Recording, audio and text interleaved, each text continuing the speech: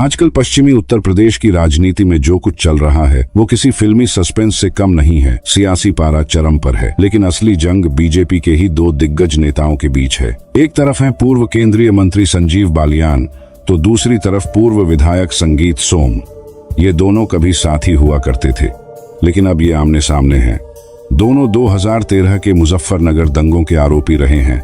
आज दोनों के बीच इतनी तल्खी है कि पार्टी की चिंता बढ़ गई है। तो आइए जानते हैं आखिर क्या है इस विवाद की असली वजह। 2027 के चुनाव से पहले ये लड़ाई बीजेपी को कितना नुकसान पहुंचा सकती है और क्या इसका फायदा उठाने की कोशिश में विपक्ष भी है। चलिए शुरू करते हैं इन दोनों दिग्गजों के बीच की इस जंग के बारे में।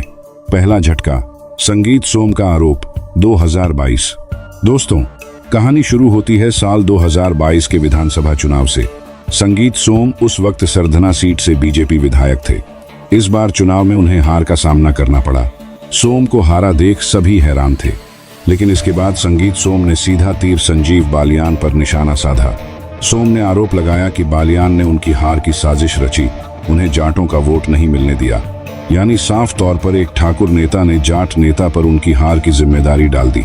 यहीं से शुरू हुआ ठाकुर जाट का ये सियासी समीकरण। पलटवार, बालियान की हार और जयचंद 2024। अब आगे बढ़ते हैं साल 2024 के लोकसभा चुनाव की तरफ। संजीव बालियान मुजफ्फरनगर से लगातार 2 बार सांसद रहे थे, लेकिन इस बार उन्हें समाजवादी पार्टी के हरेंद्र मलिक के हाथों करीब 25-0 वोटों से हार मिली। अब बालियान ने इस हार का ठीकरा सीधे संगीत सोम पर फोड़ दिया। बालियान ने आरोप लगाया कि सोम ने राजपूत समाज के पंचायतों के जरिए उनके खिलाफ माहौल बनाया और एसपी को सपोर्ट किया। यहाँ तक कि बालियान ने सोम को जयचंद तक कह डाला। जयचंद यानी गद्दार। तो दोस्तों, अब साफ है कि ये जंग अब निजी हो चुकी थी। नया मोड़, 2026 का जाट सम्मेलन और बदला।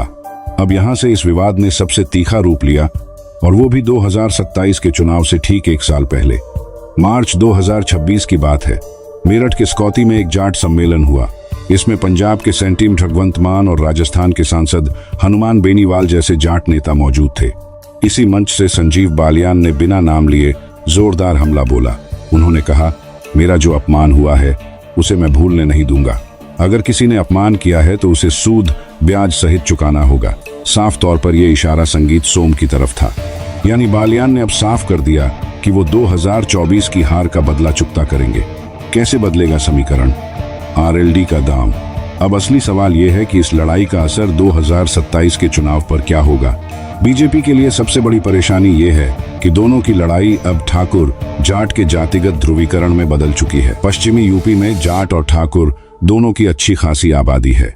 एक बीजेपी अंदरूनी कलह से कमजोर पड़ेगी तो दूसरे दल फायदा उठाएंगे। और यहीं से आता है एक और नया किरदार, जयंत चौधरी की राष्ट्रीय लोकदल आरएलडी। खबर है कि आरएलडी ने बीजेपी से सरधना सीट पर दावा कर दिया है। यानी आरएलडी को लग रहा है कि बालियान और सोम की इस लड़ाई में सीट उनकी झोली में आ सकती है। कुछ जानकारों का मानना है कि बीजेपी इस उलझन से बचने के लिए सरधना सीट आरएलडी को दे सकती है।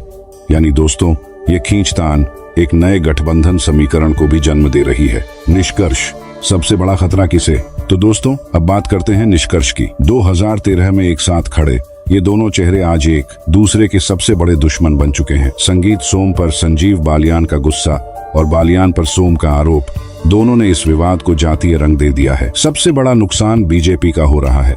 बीजेपी के वरिष्ठ नेता खुद मान रहे हैं कि इस लड़ाई से पश्चिमी यूपी में पार्टी को भारी नुकसान उठाना पड़ सकता है, और इसी गलियारे में ताक में विपक्षी दल बैठे हैं। या तो बीजेपी इन दोनों को मनाए या फिर 2027 में उसे इसकी भारी कीमत चुकानी पड़ सकती है। तो दोस्तों, आप क्या सोचते हैं? क्या बीजेपी इस अंदरूनी कलह को संभाल पाएगी, और क्या ये विवाद 2027 के चुनाव का टर्निंग पॉइंट साबित होगा? अपने विचार कमेंट में जरूर बताएं। देखते रहिए नितिन फैक्ट वर्स AI। जय हिंद।